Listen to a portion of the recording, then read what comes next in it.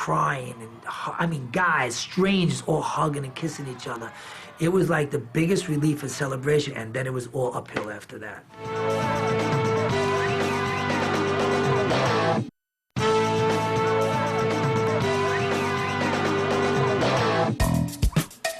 It's 3 a.m. this September morning, and still at Studio 54, people crowd the doors hoping to get in. Studio 54 became, in 1977, this unbelievable island where nothing mattered other than status and feeling good. Nothing. Most places you could expect to just at least get in. You know, with Studio 54, there was this big crowd of people standing around outside who couldn't get in. And so that made it a bit more exclusive if you did get in. Oh, you're not shaved? There's no way in a million years you're gonna get in. It doesn't matter if you're not shaved. Listen, just go home. Nobody knew with Steve at the door what was the trick. He would just pick them up randomly. He would stand at the door and people would, Steve, Steve, and he would pick somebody and then take their $20 and put it in his pocket and send them past the gate where they would actually pay to get in. One night there was a couple that had just married and they were in a honeymoon and they had decided to go to the studio. He decided that he could go in, but she wouldn't. And he walked in and left her outside.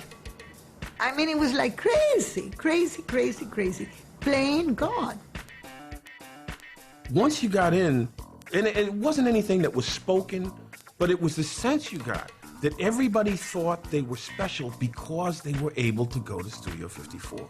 And that bothered me.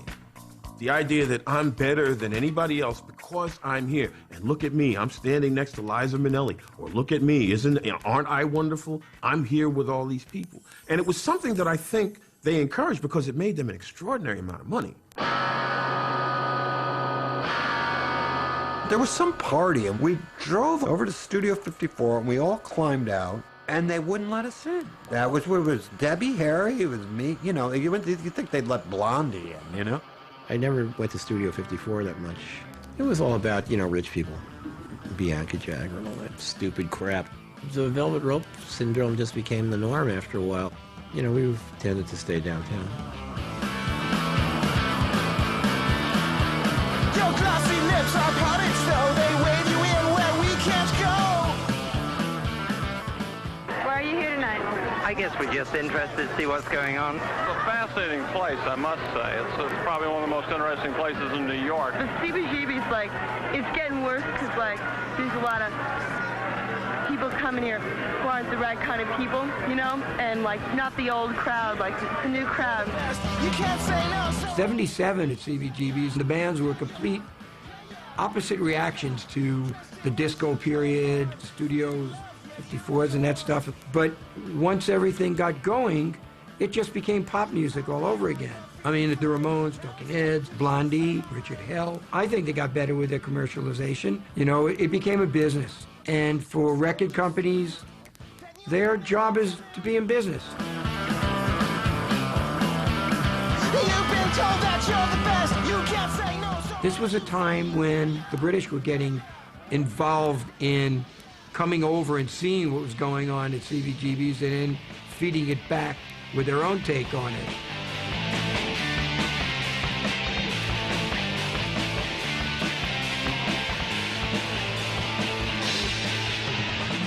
The Sex Pistols were getting unbelievable attention in Britain because everyone found them so shocking, and they went on the Bill Grundy show and said the word fuck. And then they did their tour of the U.S. You know, Sid Vicious was getting beat up, and there was always blood, and this is what the press grabbed onto, and this is what became known as punk rock. There was a lot of trepidation in the American music industry, and in the radio. We had to really sell ourselves, and a lot of it just had to do with their expectations of what punk was, you know. Punk had bad connotations. So I tried to come up with a different phrase than punk, and because New York had been rather dormant in the years before all this action started taking place on the Bowery, I called it the New Wave.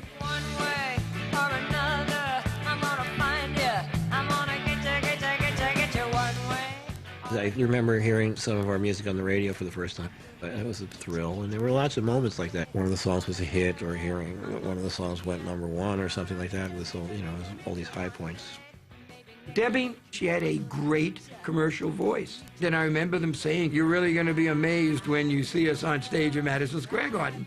And I was thinking, okay, I know I like this, but I wasn't thinking that. And sure enough, they got there, Blondie had it.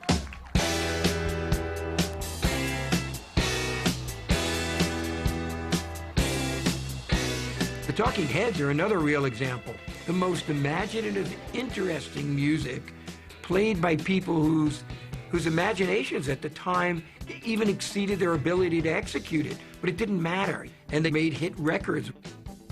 We had just finished our best album, Rocket to Russia, and we went on tour. We thought this was going to be the record to break us. We do 2 European tours, 151 shows is what I call the beginning of the non-stop world tour. We did an incredible show in Stockholm, Sweden, where the audience tore out the first 2 rows of seats. And when I heard that, I said, oh my God, we're getting famous.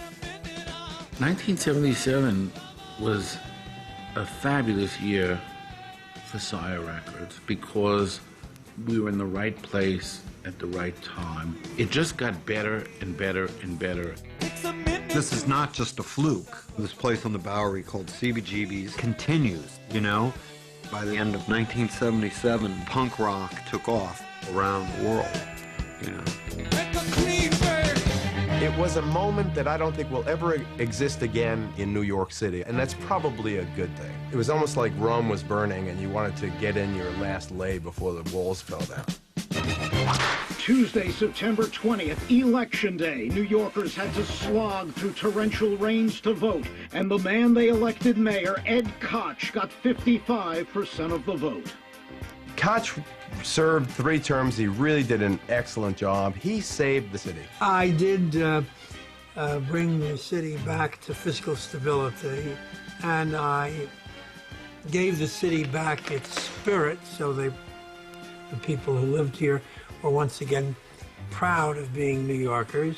We have been tested, but we have survived, and soon we will begin again to flourish. We are the city of New York, and New York in adversity towers above any other city in the world. So the city has changed, but 1977 was a very, very pivotal year. A lot of what we see in music and popular culture now, the seeds were sown back in that period. There's something about these moments where everything seems so sort of dark and everything seems to be decaying, that's often when kind of great art is born. You need a catalyst, and I think that the Ramones were a great catalyst, and the Talking Heads, and Blondie, that whole early group of artists. All these groups were important because they laid the foundation for what was to become punk rock, alternative music, new wave. Now it's indie. At the end of '77, Saturday Night Fever came out. Being such a popular movie, it took that concept of disco and made it mainstream. And that's when really all these record companies started signing, anybody that could sing. The Avon lady had a disco record, they'd sign her and put her out and throw all this money at her. And the public, by and large, was just beat over the head with it to the point where people just couldn't take it anymore. It seemed to accelerate and then disintegrate at the same time. There was like all this disco, disco, disco, and then anti-disco. What came out of it dying was house music.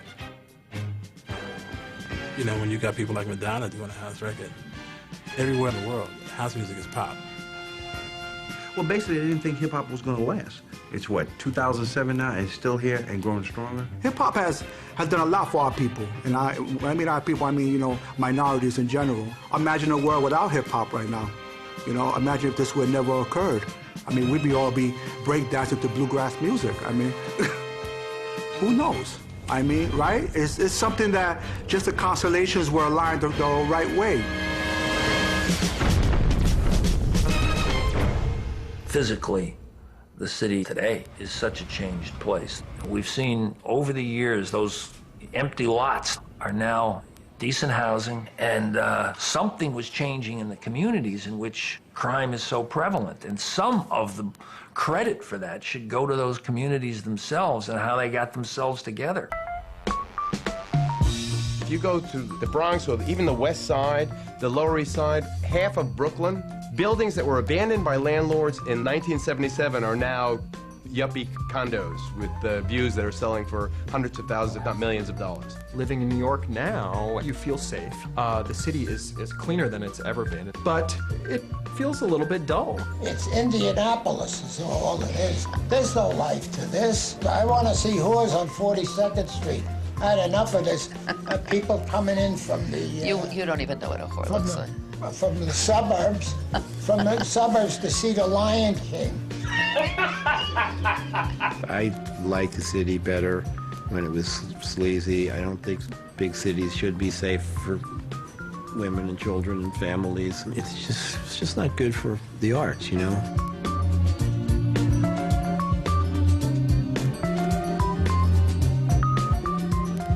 It all becomes fucking real estate after a while.